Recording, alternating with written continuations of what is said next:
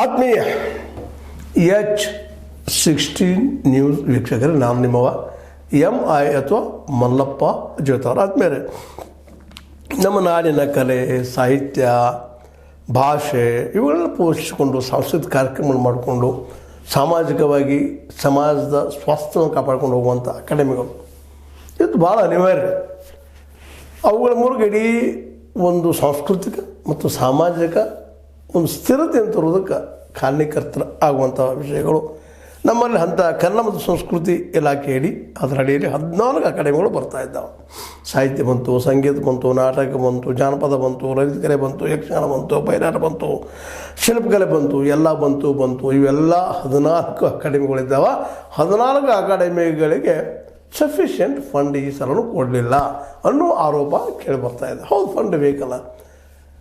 ಈ ಸರ್ಕಾರ ನಮ್ಮಿಂದ ಟ್ಯಾಕ್ಸ್ ತೆಗೆದುಕೊಳ್ಳೋದು ಅದಕ್ಕೆ ಇಂಥವೆಲ್ಲ ಕಾರ್ಯಕ್ರಮಕ್ಕಾಗಿ ನಮ್ಮ ಸಮಾಜ ಸ್ವಸ್ಥವಾಗಿ ಸಲುವಾಗಿ, ಶಿಕ್ಷಣ ಬೆಳೆಸಲುವಾಗಿ, ಮಕ್ಕಳ ಅಭಿವೃದ್ಧಿಗಾಗಿ, ಭವಿಷ್ಯ ನಿರ್ಮಾಣಕ್ಕಾಗಿ ಇವೆಲ್ಲ ಉಪಯೋಗ ಮಾಡೋದಕ್ಕೆ ನಮ್ಮ ಟ್ಯಾಕ್ಸನ್ನು ಉಪಯೋಗ ಮಾಡ್ತಾ ಇರ್ತಾರೆ.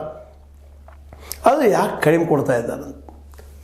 ಯಾಕೆ ಕಡಿಮೆ ಕೊಟ್ಟರು ಅಂದಾಗ ಸಹಜ ವಿರೋಧ ಪಕ್ಷದವ್ರು ಹೇಳಿಬಿಡ್ತಾರೆ, ಎಲ್ಲ ಗ್ಯಾರಂಟಿಗೆ ಹಾಕಿರ್ತಾರೆ ಅಂತ ಆರೋಪ ಮಾಡ್ತಾರೆ.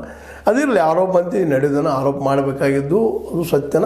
ಆದರೆ ಹೆಚ್ಚಿನ ಫಂಡನ್ನು ಈ 14 ಅಕಾಡೆಮಿಗಳಿಗೆ ಯಾಕೆ ಬಿಡುಗಡೆ ಮಾಡಲಿಲ್ಲ?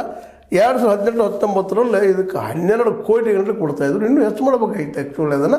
12 ಕೋಟಿ. ಯಾಕಂದರೆ 14 ಅಕಾಡೆಮಿಗಳು, ಒಂದಲ್ಲ, ಎರಡಲ್ಲ, ಮೂರಲ್ಲ, ನಾಲ್ಕಲ್ಲ, ಎಲ್ಲ ಕ್ಷೇತ್ರಗಳು, ಸಾಂಸ್ಕೃತಿಕ ಕ್ಷೇತ್ರಗಳು ಹೋಗಿ ಮುಟ್ಟಬೇಕಾಗ್ತದೆ. ಪಾಪ ಅಲ್ಲಿ ನಾಟಕಗಳಾಗಿರ್ಬೋದು, ಸಂಗೀತ ಆಗಿರ್ಬೋದು, ಸಂಗೀತದ ಜೊತೆಗೆ ಸಾಹಿತ್ಯ ಆಗಿರ್ಬೋದು, ಮತ್ತೇನೋ ಆಗಿರ್ಬೋದು, ಇದೆಲ್ಲ ಇವತ್ತು ನೋಡ್ರಿ, ದಯವಿಟ್ಟು ನೆನ್ಪಿಡಬೇಕು. ಸಿದ್ದರಾಮಯ್ಯ ಅವರಾಗಲಿ ಅಥವಾ ಮತ್ತಾರು ಆಗಲಿ, ಈ ದೇಶ, ಈ ನಾಡು ನಿಂತಿದ್ದು ನಮ್ಮ ಹಿರಿಯರ